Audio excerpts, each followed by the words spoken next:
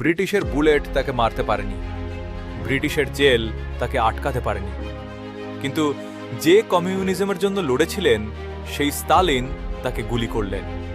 British গুপ্তচর বলে, মিথ্যা অভিযোগে। বয়স মাত্র 46, নাম অবনী মুখার্জি। ভারত জানল 54 বছর পরে, 3 জুন 1891, জবলপুর, গরিব তাঁতি পরিবার। অবনীনাথ মুখার্জির জন্ম। আহমেদাবাদে বস্ত্র প্রযুক্তি শিখলেন, কটন মিলে কাজ করলেন। 1914 সালে রাসবিহারী বসুর সঙ্গে পরিচয়, অনুশীলন সমিতিতে যোগ দিলেন।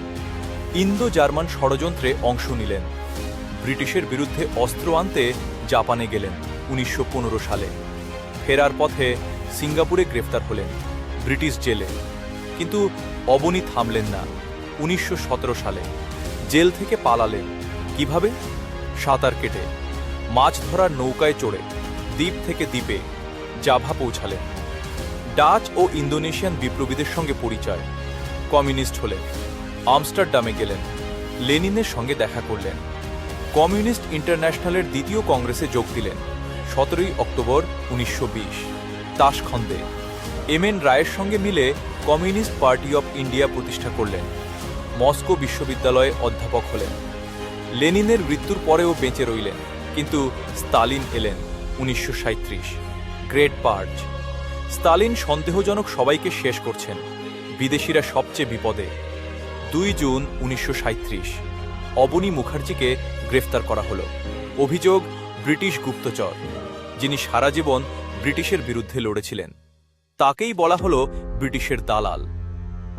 28 অক্টোবর 1937 গুলি করে হত্যা করা হলো। সেই একই দিনে মারা গেলেন বীরেন্দ্রনাথ চট্টোপাধ্যায়, সরোজিনী নাইডুর ভাই। 2 বাঙালি বিপ্লবী একই দিনে, স্তালিনের বুলেটে। সোভিয়েত ইউনিয়ন কিছু বলল না, ভারত জানল না। কমিউনিস্ট পার্টি চুপ করে রইল, কারণ কেউ জানে না। 1957 সালে মরণোত্তর পুনর্বাসন হল, কিন্তু ভারত সত্যিকার অর্থে জানল 1991 সালে, সোভিয়েত ইউনিয়ন ভেঙে পড়ার পরে। একজন রুশ ইতিহাসবিদ ফাইল খুললেন, সত্যি বললেন 54 বছর পরে। ব্রিটিশের জেল যাকে আটকাতে পারেনি, স্তালিনের বুলেট তাকে শেষ করেছিল। ইতিহাস তাকে মনে রাখেনি। আপনি কি জানতেন এই গল্প? কমেন্টে বলুন।